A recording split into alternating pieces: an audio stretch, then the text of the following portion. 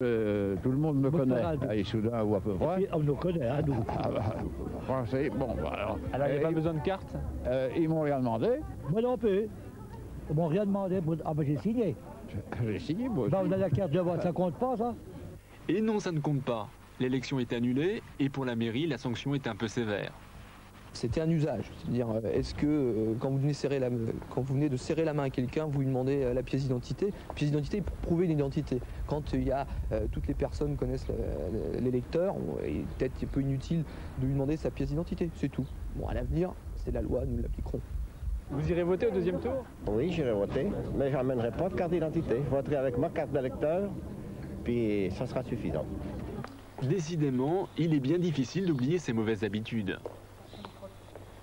Dominique Strauss-Kahn, bonsoir. Bonsoir. Vous êtes l'un des porte-parole de Lionel Jospin, l'un de ses fidèles lieutenants. Un Jospin qui oppose l'arithmétique à la dynamique. Pour l'arithmétique, il semble bien que Jacques Chirac soit en tête. Ça, c'est du concret, mais pour la dynamique, c'est, disons, plutôt suggestif, quoi. C'est plutôt l'ambiance. L'arithmétique a été déjà en faveur de Jacques Chirac pour le premier tour et on a vu les résultats.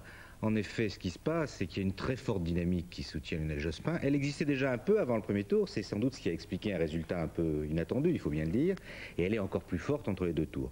On voit bien dans toutes les réunions que les uns ou les autres pouvons faire partout en France, et celle de Lionel Jospin particulièrement, que finalement l'espoir renaît, que ce résultat du premier tour a donné une sorte de fierté retrouvée à l'ensemble de la gauche, qui se dit finalement, on avait un peu honte parfois, on avait fini par nous rentrer dans la tête que la France ne pouvait voter qu'à droite, et bien c'est pas vrai. Et cette fierté retrouvée, tous les jours, elle conquiert de nouveaux électeurs. Alors on a l'impression que Lionel Jospin, disons, n'apprécie pas l'onction appuyée de François Mitterrand. Est-ce que, par hasard, l'héritage ne serait pas trop lourd ? Non, je ne crois pas qu'il faille dire que l'héritage est trop lourd. J'ai bien vu que c'était un des thèmes qu'allait reprendre à loisir Jacques Chirac sur les 14 ans de socialisme, etc. Au passage, il oublie un petit peu que dans les 14 ans, il y a quand même eu 10 ans où les socialistes étaient au pouvoir, mais 4 ans où la droite était au pouvoir, et on en sort. Si les 2 ans qu'Édouard Balladur vient de passer au pouvoir avaient tellement séduit les Français, soutenus par Jacques Chirac, puisque chaque fois il a voté les textes que lui proposait Édouard Balladur, ils auraient sans doute plébiscité Édouard Balladur. Il aurait fait 25-30%, ça n'a pas été le cas. Et donc les Français se rendent bien compte qu'ils veulent un vrai changement. Et c'est ce changement qu'incarne Lionel Jospin, que ne peut pas incarner Jacques Chirac. Il a essayé, et au début avec un certain succès, les sondages lui donnaient beaucoup d'espoir, et puis on voit bien qu'il est à son score habituel.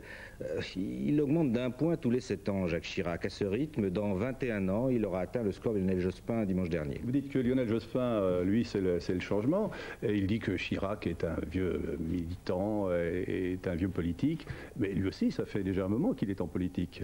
En quoi représente-t-il le changement ? Qu'il faille de l'expérience en politique, c'est une chose. Pour autant, quand on a été 3 fois candidat à l'élection présidentielle, c'est un peu autre chose. Et quand je vois autour de Jacques Chirac se réunir à Bagatelle toute la vieille classe politique française, M. Giscard d'Estaing qui était président il y a 21 ans, comment est-ce qu'on peut penser que ceci nous fait entrer dans le 21e siècle ? Jospin a de l'expérience, c'est vrai, il a été ministre d'État, il a conduit un parti politique, mais c'est la première fois qu'il est candidat, et puis c'est surtout ses propositions qui marquent le changement, évidemment. C'est pas seulement l'homme. Et dans ses propositions, sur l'emploi, sur les salaires, sur l'Europe, il y a un double changement. Il y a un changement par rapport à la politique d'Édouard Balladur et de Jacques Chirac, ça c'est clair. Et puis il y a un changement par rapport à ce qui s'est passé au cours des 2 législatures socialistes, parce que, il le dit lui-même, on a fait du bon, et puis il y a des choses qu'on a fait moins bien et qu'il faut corriger. Et c'est en ce sens qu'il y a une réflexion qui a été faite, un inventaire, c'est son terme, et une amélioration qu'il veut mettre en œuvre à partir du 7 mai. Mais vous-même appelez quelque part M. Jospin à prendre Jacques Delors comme Premier ministre, vous dites que c'est formidable, à tiquer comme ça c'est formidable. Je crois que M. Delors c'est quand même pas non plus un nouveau. Ça c'est vrai, M. Delors non plus n'a jamais été Premier ministre. Non mais Jacques Delors, qui mouille beaucoup sa chemise dans la campagne, et c'est très bien, et qui, moi c'était mon souhait, je dis en effet que ce serait un ticket formidable, ce serait le Premier ministre d'un Lionel Jospin qui lui apporte ce renouveau. Jospin est un homme d'une autre génération, c'est un homme de la modernité, c'est un homme qui apporte autre chose que ce qu'on entend les hommes politiques dire depuis une trentaine d'années dans ce pays. C'est vrai pour Jacques Chirac, ça serait vrai pour beaucoup d'autres. Et comme c'est à la fois un homme de la modernité et pour moi un homme d'État, qui en a les convictions, l'autorité, enfin, c'est pas Lionel Jospin qui aurait laissé dans son propre parti quelqu'un se présenter contre lui, et qui en a aussi le calme, la sérénité. Je crois qu'il est vraiment en situation de proposer quelque chose de nouveau. Et c'est ce quelque chose de nouveau qui, petit à petit, séduit les Français, qui a expliqué le premier tour et qui, de mon point de vue, va expliquer sa victoire au second tour. Ça veut dire quel ministère, si c'était M. Delors? Il parle des cadres dont vous faites partie, il cite même sa fille, Martine Aubry. Quel ministère pour qui?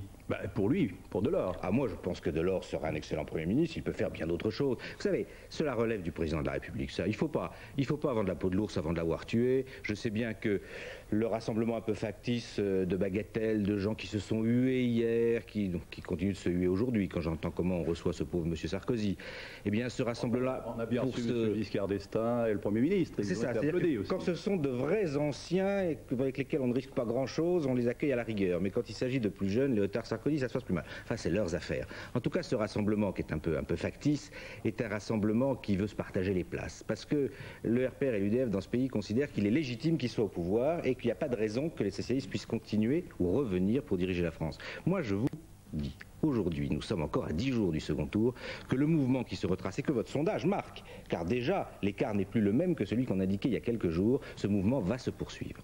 Alors, en parlant de ralliement factice, est-ce que ça ne vous a pas gêné que Jack Lang, dès le premier soir, ait fait appel au Front National? Non, écoutez, je crois qu'on a un peu brodé sur ce qu'a dit Jack Lang. Ici, sur cette chaîne. Oui, c'est pas exactement l'interprétation qu'il faut donner à ses propos. En tout cas, ce qui est clair, c'est que Lionel Jospin l'a décrété de façon absolument sans bavure. On lui a dit, vous voulez faire de la proportionnelle pour faire des signes au Front National. Il a dit deux choses. D'abord, la proportionnelle, j'ai toujours été pour, dit-il, mais surtout, je ne le ferai que plus tard. C'est l'Assemblée nationale que je ferai élire qui en débattra, qui discutera et qui fera. Et donc, pour la dissolution qu'il faudra faire, et l'élection de la nouvelle Assemblée, quand Jospin aura été élu, c'est le mode de scrutin actuel qui vaudra. Et donc, ça balaye toute idée de signe quelconque faite au Front National. Vous-même, vous avez proposé cette dose de proportionnelle, oui. Donc c'est-à-dire un jour ou l'autre des Fronts Nationaux à l'Assemblée. Lionel Jospin, et je le suis tout à fait sur ce point, sommes pour, comme l'immense majorité des socialistes depuis toujours, parce qu'il faut représenter des minorités. Ça serait le moyen de faire entrer plus de femmes à l'Assemblée, le moyen de faire entrer des écologistes à l'Assemblée. Mais il ne faut pas, évidemment, que ça puisse apparaître d'une quelconque manière comme un clin d'œil au Front National. Et pour ça, il faut que la prochaine Assemblée, celle qu'on aura à élire en juin, quand Lionel Jospin aura été élu, soit élue sur le mode de scrutin qui existe. Comme ça, il n'y a pas d'ambiguïté. Un point de détail sur le programme Jospin. Les lois passent quoi sur le code de la nationalité? Qu'est-ce que vous faites si vous venez au pouvoir? Il y a beaucoup de choses à changer dedans. Il y a des choses qui sont inacceptables. Vous les gardez? Il y a des points qui sont inacceptables. Regardez, le programme de Lionel Jospin précisément dit nous reviendrons au droit du sol en matière de nationalité. Et c'est quelque chose de très symbolique auquel il faudra qu'on s'attache. Il y a des choses à changer. Mais voyez-vous, les nouveautés, le mouvement, le changement que veut Lionel Jospin, ça concerne des choses qui ont été faites par le gouvernement Balladur et sur lesquelles il faut revenir, bien sûr. Par exemple, ce que vous venez d'évoquer. Mais ça concerne surtout l'entrée dans une ère qui est nouvelle, avec des problèmes qui sont complètement nouveaux. Et quand j'entends M. Chirac dire à Bagatelle, la réduction de la durée du travail, il faut voir des expériences, alors c'est qu'il ne comprend pas du tout la situation dans laquelle nous sommes, la nécessité de changer complètement d'instrument, de rentrer dans une nouvelle période si on veut vraiment que le chômage recule. Et cet ensemble de propositions réalistes, on ne les trouve que chez Lionel Jospin. À l'inverse, je vois beaucoup de l'autre côté des critiques qui étaient hier très fortes entre les Balladuriens et les Chiraciens, qu'on fait semblant d'oublier. Enfin, quand M. Sarkozy disait de Jacques Chirac que c'est un irresponsable, ça voulait sans doute dire quelque chose. Dominique Strauss-Kahn, merci. Nouvelle action spectaculaire du DAL, vous savez, le droit au logement. Quelques 350 militants de l'association, emmenés par le professeur Léon Schwarzenberg, ont occupé cet après-midi un immeuble municipal de Toulouse pour y installer 21 personnes sans logement. Pour l'instant, pas d'intervention de la force publique, comme ça avait été le cas il y a quelques semaines, dans une autre affaire d'occupation de locaux dans la ville rose. 6 millions de plis en souffrance à la Poste dans les Bouches-du-Rhône. Le conflit entre dans sa 7e semaine. La direction décide de regrouper les 7 centres de tri sur un même site à Marseille, le tout sous haute protection policière. Voilà qui va durcir le conflit, Jean-Louis Pacul. C'est pour éviter des opérations commando comme celle-ci contre les centres de tri parallèles des Bouches-du-Rhône que la direction de la Poste a décidé de regrouper les opérations du tri postal au même endroit. Protégés par des CRS, 24 heures sur 24, les 8000 m² de hangars du parc Chano accueillent depuis ce matin des cortèges de camions qui déversent leurs sacs de lettres et de plis. Pour la direction de la Poste, il était vital de prendre ce type de mesures. On estime qu'on a besoin d'assurer la continuité du service public et que les usagers, qu'ils soient entreprises ou particuliers, ont le droit de recevoir leur courrier. Et donc on assure ce minimum de continuité, sous protection de la police. La concentration au parc Chanot des centres supplétifs de tri est dénoncée par les syndicats comme une provocation. À Marseille, le tri de nuit est toujours en grève à plus de 80%. Celui de jour fonctionne mais n'a pas retrouvé son rythme habituel. Le retour de toutes les opérations de tri est en soulagement. Ce que je pense, c'est que la Poste est obligée de travailler dans des conditions de sécurité qui n'étaient pas assurées dans nos supplétifs. Elle est obligée d'agir au coup pour coup, mais sinon le centre fonctionne. On peut vous dire qu'on traite quand même aux environs d'1 million de plis par jour. Il faudra tout de même au moins 15 jours pour résorber le retard, mais les syndicats de postiers restent déterminés. Ils refusent toujours la délocalisation du centre de tri de Marseille, qui se traduirait, selon eux, par la suppression de 600 emplois. 2 télégrammes de l'étranger. Le dernier bilan d'abord de l'attentat d'Oklahoma City est de 110 morts et 94 disparus. Le FBI explore des pistes, en particulier en Californie et dans l'Arizona. Et puis en Corée du Sud, après l'explosion du gaz de Taegu qui a fait, vous le savez, une centaine de morts, arrestation aujourd'hui de 3 employés d'une entreprise d'ingénierie soupçonnés d'avoir rompu accidentellement une conduite de gaz peu avant le drame. À présent, le mystère de la dalle chauffante. Je vous rappelle les faits. Dans un tranquille pavillon d'Elcourt, en Meurthe-et-Moselle, une dalle s'est soudainement mise à chauffer entre 90 et 100 degrés. Et cela dure depuis 48 heures. Aucune explication n'a été trouvée à cet étrange phénomène. Les habitants ont été autorisés, certes, à coucher chez eux ce soir, mais toute la localité reste en émoi. Sur place, nos envoyés spéciaux François de Roubaix et Pascal Laurent. Ce soir, le mystère plane toujours autour du pavillon des Tsagouris. Chercheurs, pompiers et techniciens sont partis, laissant derrière eux la chape de béton et son énigme. Seule certitude, il n'existerait aucun danger de nature électrique, chimique ou radioactive. Pour les voisins, à la peur fait maintenant place l'inquiétude. De peur, je sais pas, que ça explose ou... on sait pas quoi. On sait pas du tout. Hier, j'étais inquiète. Aujourd'hui, moins, puisqu'on a été un peu tranquillisés par rapport à... Le maire nous a dit que ça allait bien.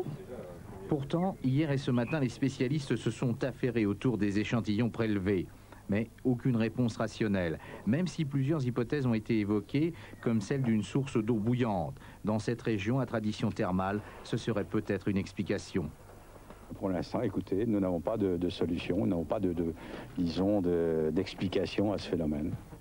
Le sous-sol livrera peut-être son secret mardi, jour fixé par les pompiers pour casser entièrement la dalle et essayer de percer son mystère. Un pétrolier battant pavillon des Bahamas, dérouté sur Brest pour avoir refusé de suivre les règles de la navigation dans le rail d'Ouessant à la pointe du Finistère. Et cet après-midi, le bateau était toujours à quai. Le capitaine et la compagnie risquent une amende de 1,5 million de francs. À Brest, le reportage d'Hervé Ciré et Yann Lagoutte. En se rapprochant des côtes du Finistère, le Suzanne, pétrolier battant pavillon des Bahamas, espérait sans doute gagner du temps en raccourcissant son trajet. C'était sans compter avec la vigilance des veilleurs du rail d'Ouessant, un dispositif de séparation du trafic maritime créé après le naufrage de la Moco Cadiz afin de prévenir les marées noires. Alors, ce navire a été dérouté sur Brest sur ordre du préfet maritime parce qu'il a commis 2 infractions. La première qui est d'avoir emprunté une voie trop près des côtes, alors que la réglementation lui impose de passer très au large, à plus de 40 km. Et la seconde, c'est de ne pas avoir signalé son entrée dans les eaux territoriales françaises alors qu'il transporte des hydrocarbures. Malgré les injonctions qui lui sont faites, le capitaine refuse d'obtempérer, obligeant la Marine nationale à élitreiller à son bord des gendarmes maritimes afin de vérifier sa cargaison. Dérouté sur Brest, escorté par un remorqueur et une vedette des douanes, le navire n'est pas autorisé à accoster dans le port brestois. Ses cuves contenant 15 000 tonnes d'hydrocarbures, il a dû mouiller l'ancre au milieu de la rade de Brest par mesure de sécurité. Le navire en infraction ne repartira qu'après le dépôt d'une caution d'1 million de francs. Quant à son capitaine, il risque une amende pouvant atteindre 1,5 million de francs. J'apprends justement à l'instant que le pétrolier Suzanne, vous avez vu c'est son nom, vient de reprendre la mer après avoir payé une caution d'1 million de francs. Au Grand Prix de Formule 1 de San Marin à Imola, c'est l'Allemand Schumacher qui a fait le meilleur temps des essais officiels cet après-midi. Il sera donc demain en pole position sur sa Benetton Renault, devant Berger sur Ferrari. En deuxième ligne, les Anglais David Coulthard et Damon Hill sur Williams Renault. Et puis en troisième ligne de la grille, on retrouve le Français Jean Alesi sur Ferrari. Demain donc le Grand Prix en direct sur TF1, juste après le journal de 13h. En tennis, au tournoi de Monte-Carlo, Boris Becker a éliminé le Croate Ivanišević. Il sera donc opposé demain en finale à l'Autrichien Thomas Müster. La foire de Paris, à l'heure du centenaire du cinéma, avec un défilé spectacle intitulé 100 ans de costume au cinéma. Les élèves du cours Florent font revivre quelques grands personnages du 7e art. Une évocation signée pour nous par Viviane Blassel et Sébastien Renouille. Voici saisis dans la coulisse tout ce qui compte de stars et de films célèbres qui défilent en ce moment sur le grand escalier de la foire de Paris. Max Linder, Louise Brooks et Charlot.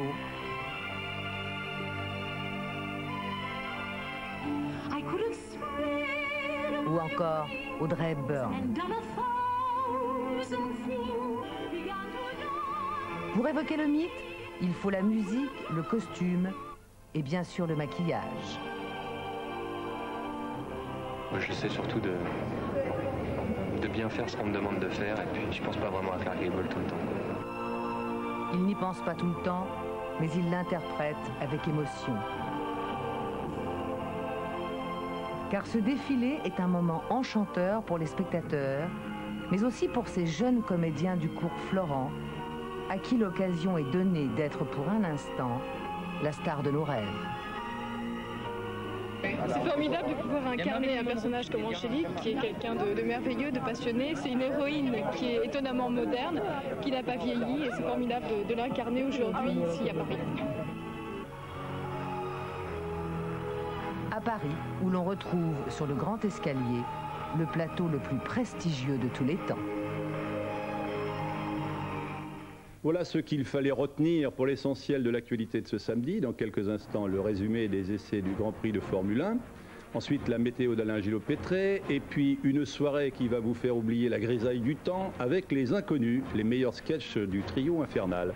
Après quoi, Ushuaïa et Formule Foot. Je vous retrouve quant à moi demain à 13h. Très bonne soirée à tous.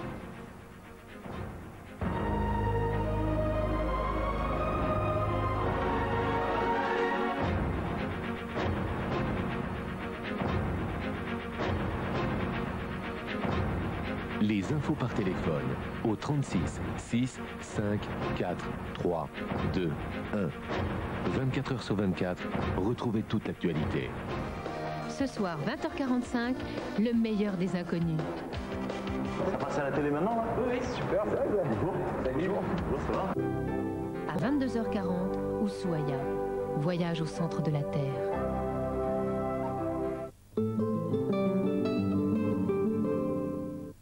Saint-Tien, recommandé pour les gens en forme. La fureur de vivre, c'était toute sa vie. Il adorait les voitures. Mais à l'époque, la sécurité n'avait pas autant d'importance. Aujourd'hui, quand on aime les voitures, la première chose qu'on leur demande, c'est de nous aimer très fort. Opel Corsa, elle m'aime autant que je l'aime.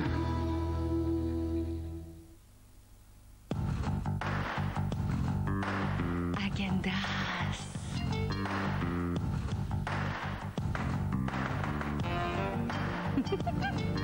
Agendas. Agendas.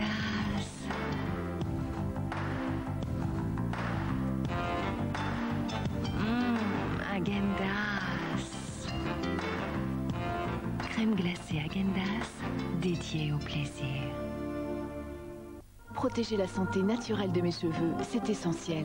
Voici le shampoing Fréquence Neutralia dermoprotecteur des laboratoires Garnier. Pur, hypoallergénique, dermoprotecteur, Neutralia n'irrite pas le cuir chevelu. Sans colorant, anticalcaire, Neutralia rend les cheveux brillants de santé. Shampoing Neutralia dermoprotecteur garanti par les laboratoires Garnier. Waouh, t'as vu la minette? Ouais, c'est friquette. Et tu connais son âge? 3-4 10. Oh. Bah oui, ses maîtres lui donnent Kit Kat. Ah ouais? Et alors? C'est plein de vitamines et c'est drôlement bon. Il faudrait peut-être que je m'y mette, moi. Non mais y a plus rien. T'as vu comme elle me regarde? Va peut-être falloir que je change de maître. La vie sourit au chat Kit Kat. Si comme Rex, vous détestez les mauvaises herbes dans votre jardin, voici Roundup, le premier désherbant biodégradable. Il détruit les mauvaises herbes de l'intérieur jusqu'aux racines et ne pollue ni la terre, ni l'os de Rex. Roundup, le désherbant qui donne envie de désherber. Pour garder les dents saines, ce dentiste recommande de bien déloger la plaque dentaire vraiment partout. N'est-ce pas, docteur? Comme ce dentiste, préservez l'avenir de vos dents. Voici la nouvelle brosse Oral-B Advantage anti-plaque. Sa pointe anti-plaque déloge la plaque dentaire vraiment partout et ses poils implantés en V s'adaptent parfaitement au contour de vos dents et gencives. Oral-B Advantage, c'est l'avenir de vos dents. Oral-B, l'expertise dentaire. Vous avez besoin d'équilibre et de vitalité, de santé, de bien-être. Pour cela, vous avez besoin d'une alimentation équilibrée. Gaylord Doseur connaît bien les richesses de la nature et élabore des produits soigneusement dosés et enrichis en nutriments essentiels. Parce que tout ce qui est bon pour votre corps est bon pour votre bien-être. Gaylord Doseur, le meilleur de la nature pour le meilleur de votre corps. Chaque automobiliste n'a pas besoin des mêmes protections en matière d'assurance. Le nouveau contrat Profil des Mutuelles du Mont Assurance, c'est l'assurance auto au kilomètre qui s'adapte maintenant au profil de chacun. Notre conseiller Mutuelle du Mont Assurance. Mutuelle du Mont Assurance, l'autre logique de l'assurance. Maintenant, tu dois essayer Snickers. Et si tu l'aimes, Snickers t'offre le deuxième et te donne 2 fois plus de... Snickers, c'est géant.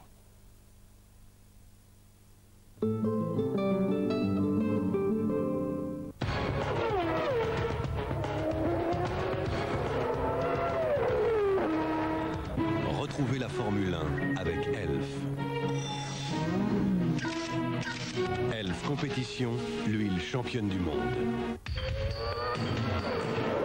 Sur les circuits comme sur la route, Renault, on gagne à être différent.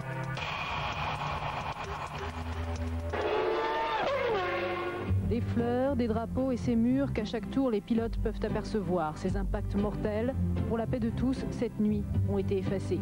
Mais nul n'a oublié qu'ici sont décédés Roland Ratzenberger et Ayrton Senna. Bonsoir, Grand Prix de Saint-Marin, 3e épreuve du championnat du monde de Formule 1 1995. C'est parfois la pluie, cette fois c'est la chaleur qui est venue perturber la deuxième séance d'essais qualificatifs. 41 degrés au sol. Dans les stands, on a attendu qu'une petite brise vienne rafraîchir la piste. Rude épreuve pour les nerfs. Finalement, tous les pilotes se sont précipités à 6 minutes de la fin de la séance, sans succès. Alors, pourquoi la chaleur affecte-t-elle les performances des monoplaces? Tout de suite, la réponse de Bernard Dudot.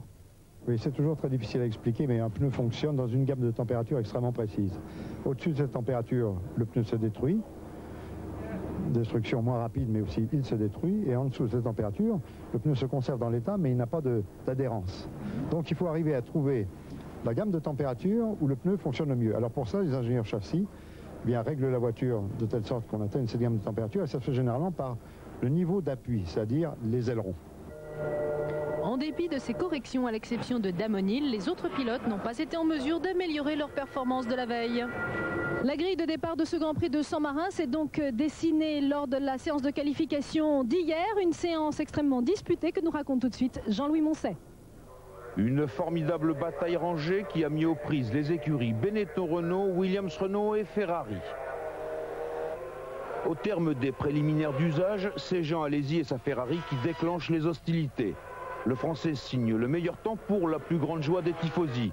Il conserve son privilège pendant 12 minutes jusqu'au moment où David Coulthard se met en piste. 1 minute 28 secondes 748 pour Alesi, 1:27 957 pour Coulthard, le jeune Écossais étant le premier pilote à franchir le cap des 1:27 au tour.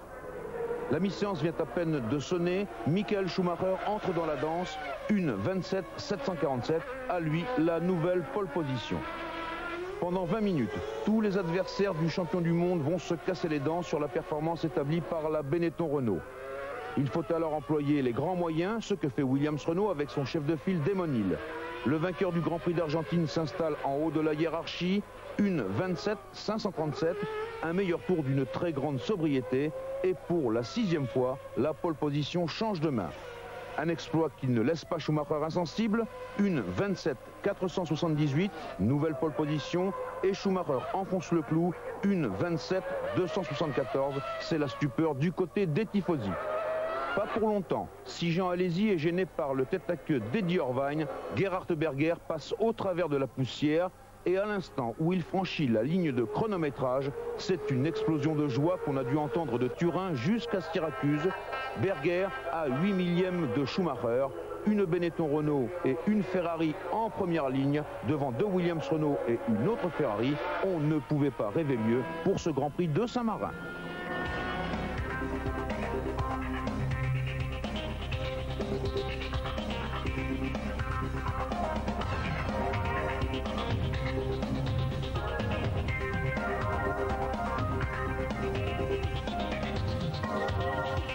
Jean, les conditions de piste avaient énormément changé aujourd'hui.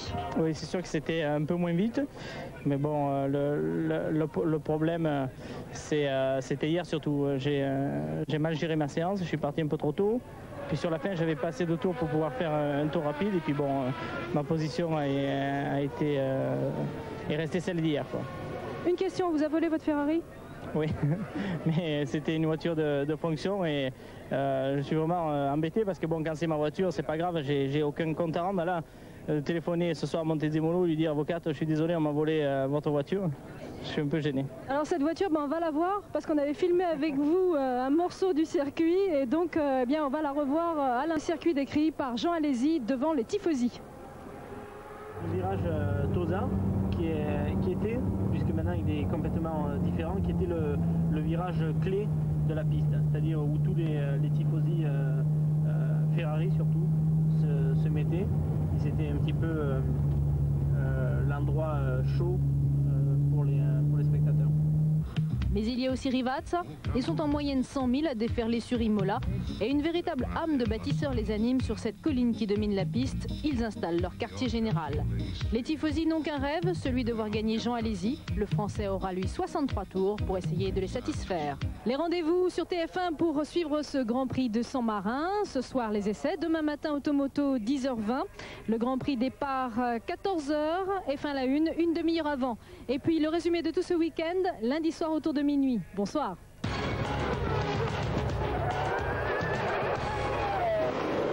Sur les circuits comme sur la route, Renault, on gagne à être différent.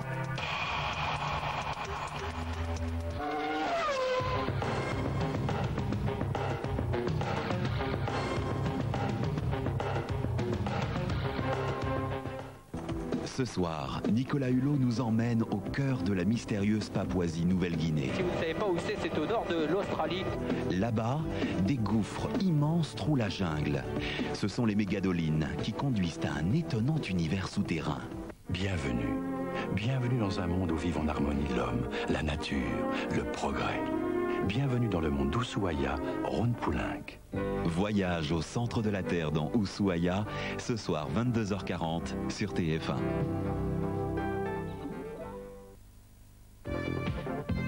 Les chevaux et les courses, vous le savez, c'est ma grande passion. Tiercé Magazine, avec Omar Sharif, la passion de gagner. Les courses, avec Tiercé Magazine.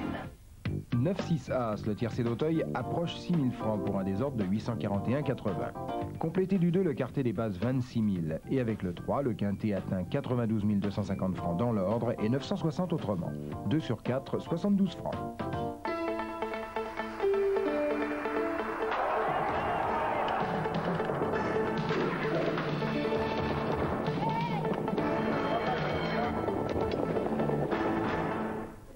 Ce soir, la Mini Typique vous emmène sur la piste de dangereux faussaires. Regardez. Les faussaires sont en fait une classe de lycéens ayant choisi une option vidéo. On leur apprend à faire un journal télévisé et c'est bien sûr TF1 qui leur sert de modèle. Comme ils habitent Chantilly, nos élèves reporters se sont tout naturellement penchés sur la Mini Typique dont ils ont suivi le tournage lors d'un reportage sur la gendarmerie montée en forêt de Compiègne. Ils mangent quoi comme nourriture? Donc ils ont de l'avoine, des granulés et du foie. La curiosité n'est certes pas un vilain défaut. Lorsque, voulant devenir journaliste, on se passionne pour le cheval, richesse économique et culturelle de la région. Nous avons pensé que c'était important de faire découvrir ce que l'on fait dans le lycée, mais aussi ce qui se passe à l'extérieur du lycée. Chantilly, c'est quand même la capitale du cheval, non? Et l'on s'y intéresse de très près au lycée Jean Rostand, dont un des professeurs, agrégé en lettres modernes et néanmoins cavalière averti, vient enseigner Baudelaire en tenue d'Amazone.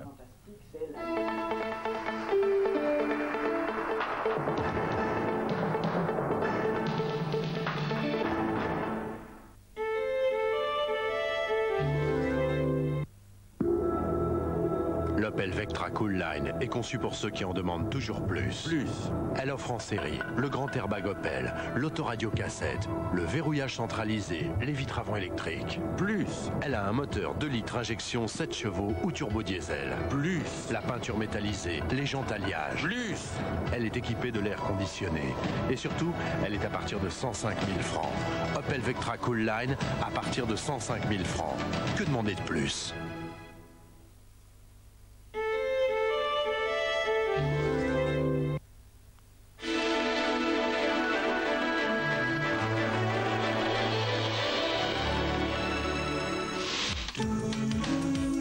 Vive les beaux jours avec les hypermarchés géants.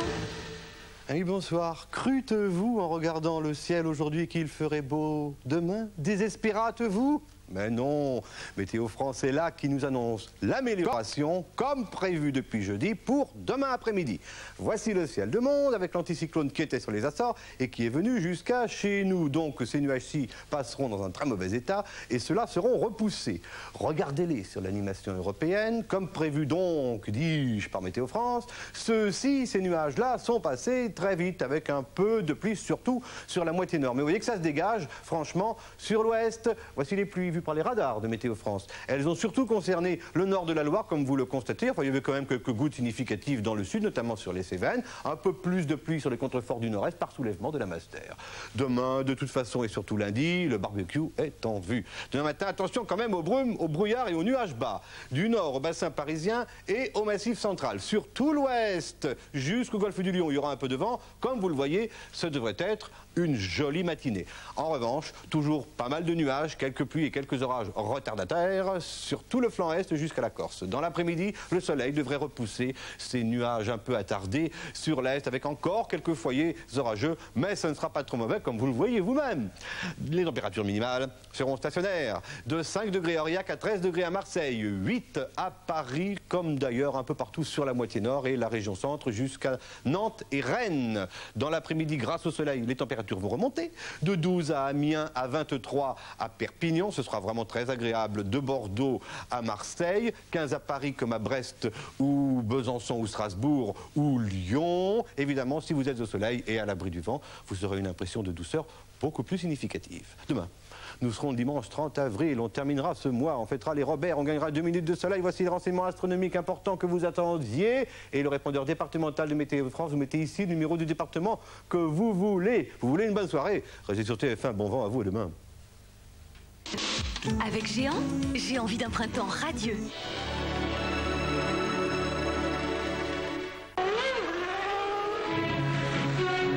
Retrouvez la Formule 1 avec Elf.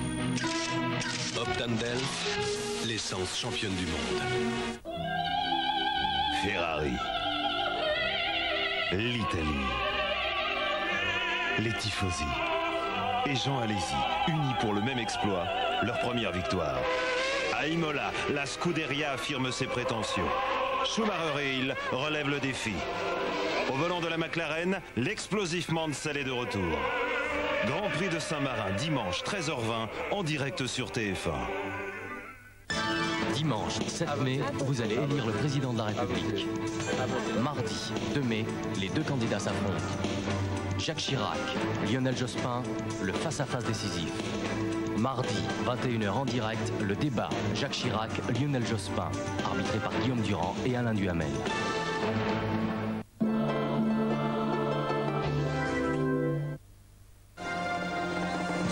Aujourd'hui, Le Chat invente une nouvelle forme de lessive pour associer efficacité et respect. Le nouveau Le Chat Méga Perle, la première lessive sous forme de perle.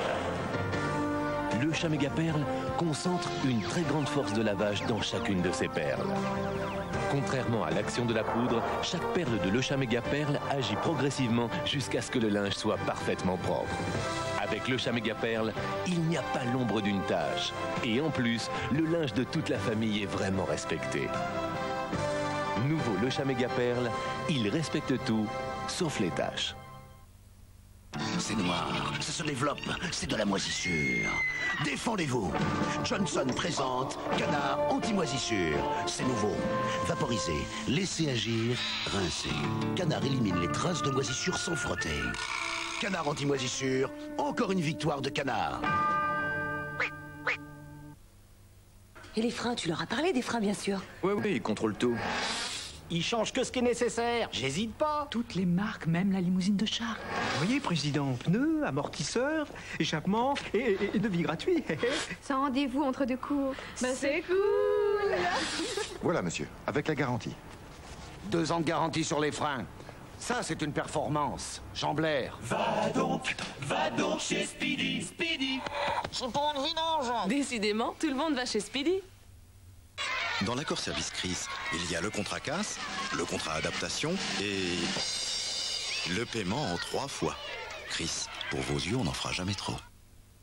Ne mets pas tes coudes sur la table. Ne lis pas à table.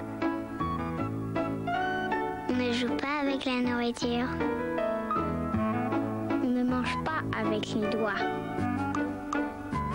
Ne fais pas de bruit en mangeant. Ne fais pas le clown à table. On se tient bien à table. Ça se passe comme ça à McDonald's.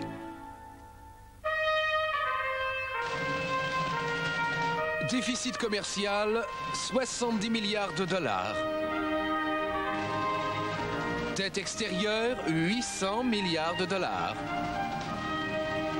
Déficit budgétaire, 450 milliards de dollars. Yves Legrand, jamais un découvert à la banque. L'AX est la voiture de ceux qui ne mettent pas tout leur argent dans leur voiture. Vous n'imaginez pas tout ce que Citroën peut faire pour vous. Raymond Navan. Ça me fait rire.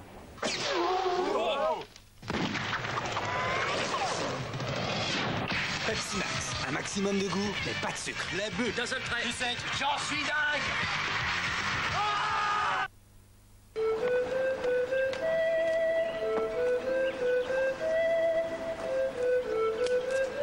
Ne passons pas à côté des choses simples.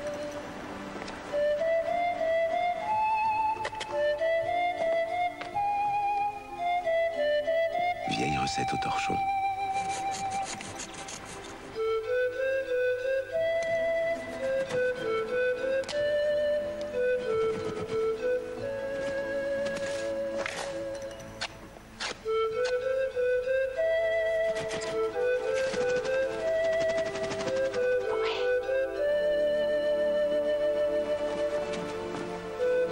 Grand charcutier, Erta.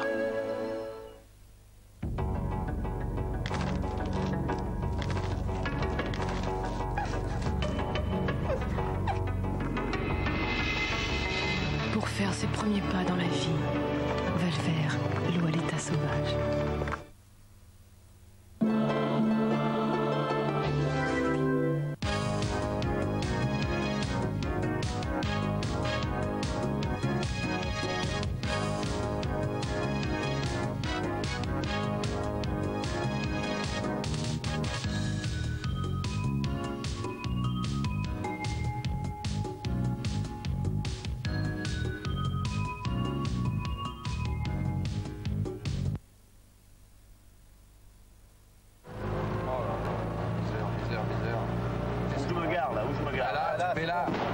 Mais là, regarde les mecs. Eh, mon gueulez pas les mecs, je peux pas aller plus vite avec ça.